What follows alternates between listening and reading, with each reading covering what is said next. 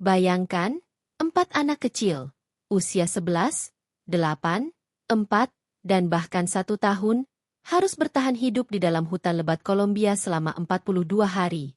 Tanpa makanan, tanpa perlindungan, hanya mengandalkan insting dan kebersamaan. Lebih mengerikannya lagi, mereka baru saja mengalami kecelakaan pesawat yang merenggut nyawa 3 orang dewasa, termasuk ibu mereka. Tapi yang luar biasa, mereka berhasil selamat. Bagaimana mungkin? Ini adalah kisah nyata yang akan membuat kita merenungkan arti kehidupan dan keajaiban yang sebenarnya. Assalamualaikum warahmatullahi wabarakatuh. Halo teman-teman semua. Selamat datang kembali di channel ini. Semoga kalian semua dalam keadaan sehat dan selalu dalam lindungan Allah Subhanahu wa Ta'ala.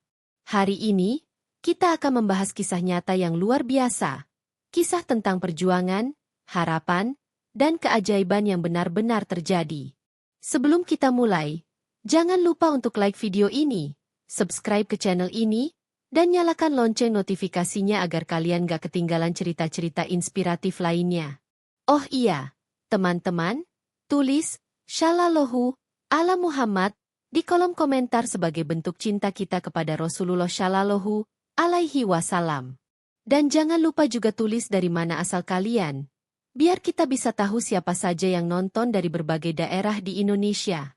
Pada suatu pagi yang tampak biasa, pesawat kecil yang membawa 4 anak dan 3 orang dewasa lepas landas dari sebuah bandara kecil di Kolombia. Di dalam pesawat itu, ada seorang ibu bersama keempat anaknya.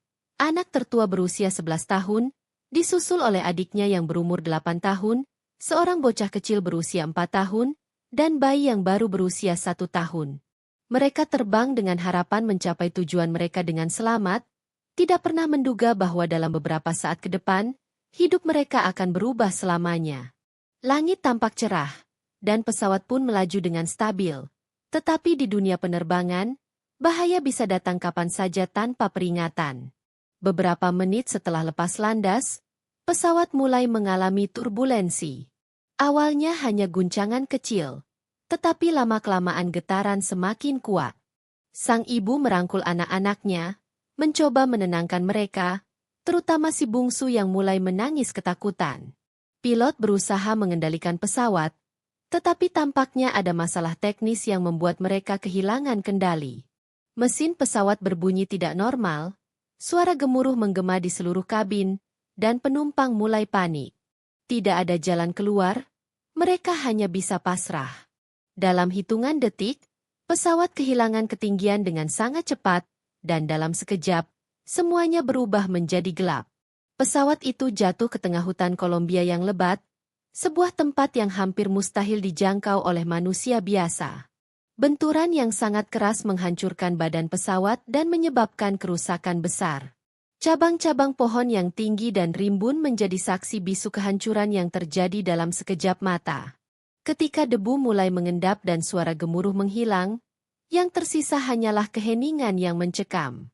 Dari puing-puing yang berserakan, perlahan muncul suara tangisan lemah. Sebuah tanda bahwa keajaiban telah terjadi. Beberapa orang masih hidup. 4 anak kecil itu berhasil selamat. Tetapi pemandangan di sekitar mereka begitu mengerikan. 3 orang dewasa, termasuk ibu mereka, tidak berhasil bertahan. Mereka melihat tubuh ibu mereka yang tergeletak tak bernyawa, sebuah pemandangan yang terlalu menyakitkan untuk disaksikan oleh siapapun, apalagi anak-anak sekecil mereka. Si kakak perempuan yang berusia 11 tahun mengalami luka parah di kakinya. Darah mengalir dari lukanya, sementara tubuhnya terasa begitu lemah. Namun, di tengah rasa sakit dan ketakutan, dia menyadari bahwa tanggung jawab besar kini ada di pundaknya. Dia harus menjaga ketiga adiknya agar tetap hidup. Adik-adiknya yang lebih kecil menangis ketakutan. Mereka tidak mengerti apa yang baru saja terjadi. Bayi yang baru berusia 1 tahun terus menangis tanpa henti. Sementara kakak laki-lakinya yang berusia 8 tahun berusaha memahami situasi yang terjadi di sekitar mereka. Si bocah 4 tahun hanya bisa diam dengan mata penuh ketakutan, memeluk kaki kakaknya yang lebih besar seolah mencari perlindungan. Mereka tidak tahu harus berbuat apa. Mereka hanya tahu satu hal. Mereka sendirian di tengah hutan yang luas, tanpa orang dewasa yang bisa membantu mereka. Hari pertama setelah kecelakaan adalah hari yang penuh dengan kebingungan dan ketakutan. Anak-anak itu tidak tahu kemana harus pergi atau bagaimana cara bertahan hidup. Si kakak yang terluka parah mencoba menahan rasa sakitnya sambil menghibur adik-adiknya. Dia tahu, jika dia menunjukkan rasa takut atau putus asa, adik-adiknya akan semakin panik. Maka, dengan sisa kekuatannya, dia berkata kepada mereka, "Kita harus bertahan. Ibu pasti ingin kita tetap hidup." Kata-kata itu menjadi penyemangat bagi mereka. Meskipun mereka sendiri belum tahu bagaimana caranya bertahan di tengah belantara yang begitu asing dan penuh bahaya. Malam pertama menjadi ujian yang sangat berat. Hutan Kolombia terkenal dengan kelebatan dan kelembabannya. Saat malam tiba, suhu udara turun drastis, dan anak-anak itu hanya mengenakan pakaian yang tipis. Mereka menggigil kedinginan, tubuh mereka gemetar, dan suara binatang liar di kejauhan semakin membuat mereka ketakutan. Tidak ada cahaya, tidak ada tempat berlindung yang layak, hanya dedaunan dan ranting-ranting kering yang mereka kumpulkan sebagai alas tidur. Si kakak perempuan tetap menggenggam tangan adik-adiknya, memastikan mereka tetap dekat dengannya agar tidak merasa terlalu takut. Rasa lapar mulai menyerang. Mereka belum makan sejak sebelum kecelakaan terjadi, dan tubuh mereka mulai melemah. Bayi yang paling kecil terus menangis, mencari ibunya yang sudah tiada. Kakak perempuan itu berusaha membujuknya agar tenang, tetapi tangisan itu justru semakin membuat hatinya hancur. Ia tahu, bayi itu tidak akan mengerti bahwa ibunya sudah tidak ada lagi. Sementara itu, si bocah 8 tahun mencoba menghibur adiknya yang berusia 4 tahun, berusaha membuatnya tertidur agar tidak terus menangis. Malam itu terasa sangat panjang, dan mereka hanya bisa berharap esok akan lebih baik. Di tengah semua kesulitan itu, mereka tidak kehilangan harapan. Meski kecil dan tanpa pengalaman bertahan hidup di alam liar, mereka memiliki sesuatu yang jauh lebih berharga, insting untuk bertahan dan keinginan untuk tetap hidup. Hutan yang awalnya terasa begitu menakutkan perlahan mulai menjadi rumah sementara bagi mereka. Mereka mulai belajar cara mencari air dengan menampung embun di daun-daun besar dan menemukan buah-buahan yang aman untuk dimakan. Kakak perempuan yang meskipun terluka tetap memimpin mereka, mengajarkan mereka untuk tetap kuat dan tidak menyerah. Hari-hari pertama itu adalah bukti betapa kuatnya tekad mereka untuk hidup. Mereka kehilangan orang tua, terjebak di tempat yang asing, dan tidak tahu kapan bantuan akan datang. Namun, mereka tidak menyerah. Mereka tetap bergerak maju, meskipun dengan langkah yang tertatih-tatih. Mereka tidak tahu bahwa perjalanan mereka masih panjang, bahwa mereka akan menghadapi lebih banyak rintangan, dan bahwa dunia luar masih mencari mereka dengan harapan yang semakin menipis. Perjalanan mereka baru saja dimulai. Hari demi hari berlalu di dalam hutan yang begitu luas dan penuh bahaya. Keempat anak kecil itu terjebak dalam ketidakpastian yang panjang. Tidak ada orang dewasa yang bisa membantu mereka. Tidak ada makanan yang cukup untuk mengisi perut mereka, dan mereka tidak tahu harus pergi ke arah mana untuk mencari pertolongan. Meskipun ketakutan dan kelelahan terus menghantui, mereka tahu satu hal, mereka harus bertahan. Saat pagi tiba, si kakak perempuan yang berusia 11 tahun mulai berpikir keras. Dia sadar bahwa mereka tidak bisa terus diam di tempat tanpa melakukan apapun. Luka di kakinya masih terasa sangat sakit, tetapi dia berusaha untuk tidak mengeluh. Dia tahu bahwa adik-adiknya membutuhkan pemimpin, dan dialah satu-satunya yang bisa melakukannya. Dengan tubuh yang lemah, ia mencoba mengumpulkan dedaunan dan ranting-ranting untuk membuat tempat berteduh yang lebih baik. Sementara itu, adiknya yang berusia 8 tahun mulai mencari sesuatu yang bisa mereka makan. Mereka tidak memiliki pengalaman tentang cara bertahan hidup di hutan, tetapi insting mereka mulai bekerja. Mereka melihat beberapa burung dan monyet memakan buah tertentu, dan mereka mulai mencoba mengikuti apa yang dilakukan hewan-hewan itu. Mereka menemukan buah-buahan liar berwarna merah dan kuning yang tampak bisa dimakan. Dengan hati-hati, mereka mencoba mencicipinya sedikit demi sedikit. Rasa manis dan asam dari buah-buahan itu menjadi makanan pertama mereka setelah berhari-hari hanya bertahan dengan air hujan. Namun, jumlah buah yang mereka temukan sangat terbatas. Hanya cukup untuk mengganjal perut, tetapi tidak cukup untuk memberikan energi yang mereka butuhkan. Hari itu mereka sadar bahwa bertahan hidup bukan hanya soal menunggu, tetapi juga tentang berusaha sekuat tenaga dengan apa yang ada. Mereka mulai memperhatikan lingkungan sekitar, mencoba mengingat pelajaran dari orang tua mereka tentang alam. Si kakak perempuan mengajarkan adik-adiknya untuk mengunyah daun tertentu yang terasa sedikit pahit tetapi tidak beracun. Daun-daun itu membantu mereka mengurangi rasa lapar, meskipun tubuh mereka tetap melemah setiap harinya. Ketika matahari mulai tenggelam, ketakutan kembali menyelimuti mereka. Suhu di hutan berubah drastis. Dari panas terik di siang hari menjadi dingin menusuk di malam hari. Mereka hanya memiliki pakaian tipis yang mulai kotor dan basah, akibat embun serta hujan yang turun sesekali. Bayi yang paling kecil mulai rewel, menangis tanpa henti karena kedinginan dan kelaparan. Si kakak perempuan berusaha menenangkan adiknya dengan membelai kepalanya dan memeluknya erat. Dia ingat bagaimana ibunya selalu membisikkan kata-kata lembut untuk membuat mereka tenang. Kini, dia yang harus menggantikan peran itu. Dengan suara lembut, dia berkata, "Jangan takut, kita pasti bisa melewati ini." Kata-kata itu tidak hanya untuk menenangkan adiknya, tetapi juga untuk menguatkan dirinya sendiri. Namun, yang paling menakutkan adalah suara-suara dari dalam hutan. Suara burung hantu, gemerisik daun yang tertiup angin, serta jeritan binatang buas di kejauhan membuat mereka sulit tidur. Mereka harus tetap waspada karena tidak tahu apa yang mengintai mereka di kegelapan. Saat malam semakin larut, mereka mulai merapatkan tubuh satu sama lain, mencari kehangatan dari satu-satunya sumber yang mereka miliki, diri mereka sendiri. Si kakak laki-laki yang berusia 8 tahun mencoba membuat api dengan menggosok 2 batang kayu, seperti yang pernah ia lihat di televisi. Namun, upayanya sia-sia.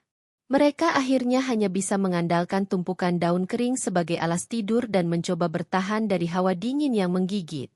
Malam itu, mereka tertidur dengan perut kosong dan tubuh gemetar, berharap esok akan ada keajaiban yang bisa menyelamatkan mereka. Semakin lama mereka berada di dalam hutan, semakin besar rasa putus asa yang mulai muncul. Tubuh mereka semakin kurus, tulang-tulang mereka mulai terlihat karena kurangnya nutrisi. Bayi yang paling kecil semakin lemah, tangisannya mulai jarang terdengar karena kehabisan tenaga. Si kakak perempuan merasa bersalah karena tidak bisa memberikan lebih banyak untuk adik-adiknya, tetapi dia tidak menyerah. Mereka mulai mencoba metode lain untuk bertahan hidup. Mereka menemukan air yang menggenang di antara bebatuan dan meminumnya sedikit demi sedikit.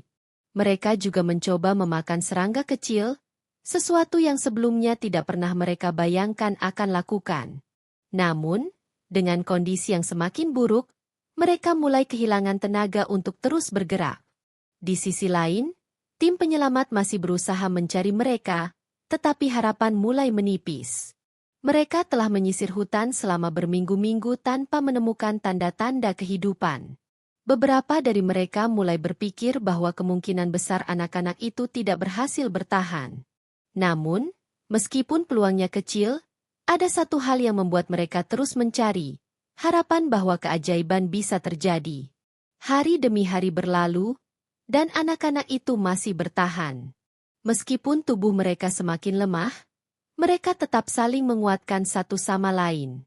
Si kakak perempuan yang paling besar terus memberikan semangat kepada adik-adiknya, meyakinkan mereka bahwa mereka tidak boleh menyerah. Mereka hanya perlu bertahan sedikit lebih lama, sedikit lebih kuat, sampai akhirnya ada seseorang yang menemukan mereka. Lalu, pada suatu hari yang tak terduga, mereka mendengar suara yang sangat mereka rindukan. Suara manusia.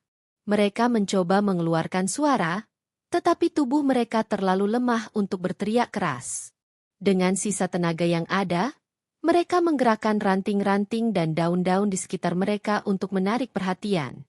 Dan akhirnya, setelah 42 hari yang penuh penderitaan, keajaiban itu benar-benar terjadi. Tim penyelamat menemukan mereka dalam kondisi yang sangat lemah, tetapi masih hidup.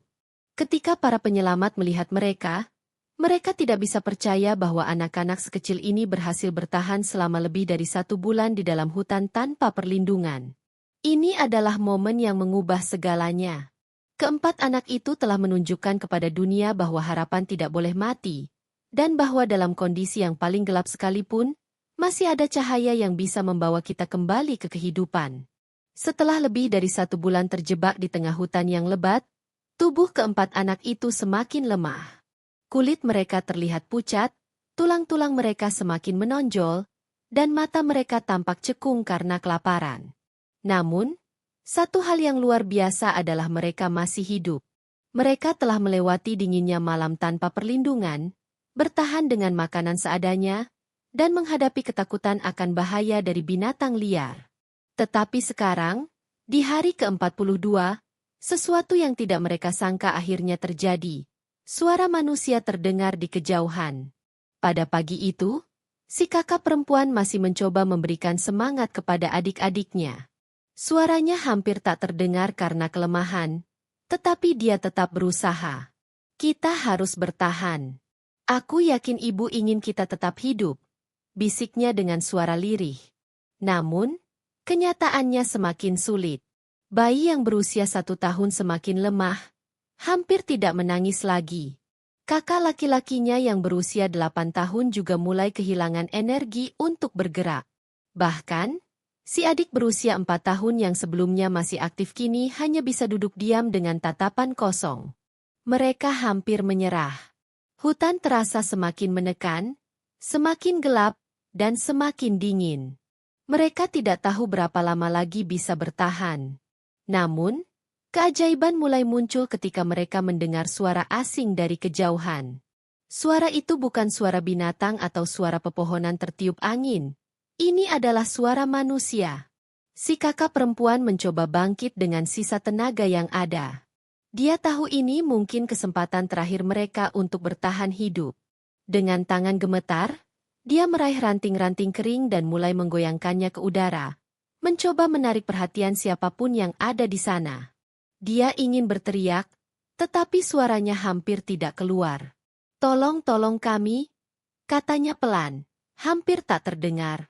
Di kejauhan, tim penyelamat yang sudah berhari-hari menyisir hutan mulai merasakan sesuatu yang berbeda. Mereka mendengar suara samar, sesuatu yang tidak berasal dari alam. Dengan hati-hati, mereka mulai berjalan menuju sumber suara tersebut. Langkah mereka melambat saat melihat sesuatu yang mengejutkan. 4 anak kecil, duduk di antara dedaunan kering, kurus kering, dan hampir tak bisa bergerak. Salah satu penyelamat langsung berteriak, "Mereka di sini! Mereka masih hidup!" Teriakan itu memecah kesunyian hutan. Anggota tim lainnya segera berlari menghampiri anak-anak itu. Air mata menggenang di mata mereka. Mereka tidak percaya dengan apa yang mereka lihat. Setelah 42 hari, setelah begitu banyak upaya pencarian yang hampir dihentikan, mereka akhirnya menemukan keajaiban. Si kakak perempuan, meskipun sangat lemah, berusaha tersenyum.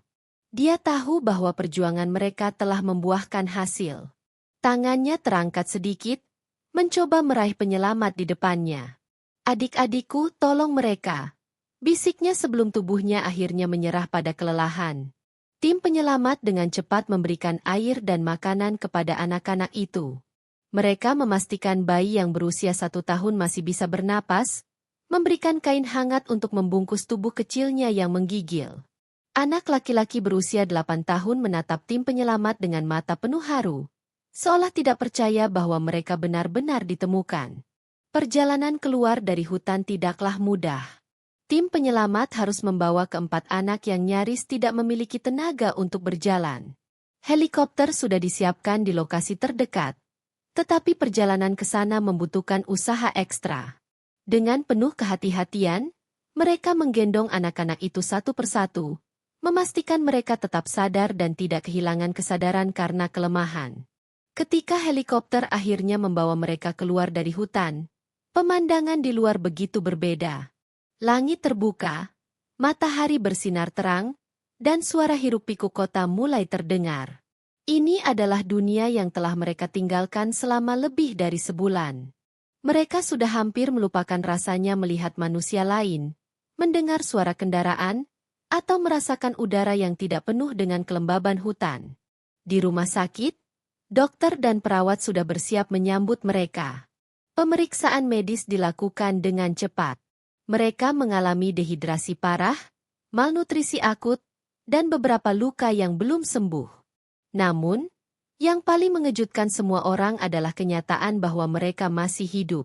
Bagaimana mungkin anak-anak sekecil ini bisa bertahan di salah satu hutan paling berbahaya di dunia selama 42 hari tanpa perlindungan? Berita tentang penyelamatan mereka segera menyebar ke seluruh dunia. Media dari berbagai negara mulai melaporkan kisah luar biasa ini.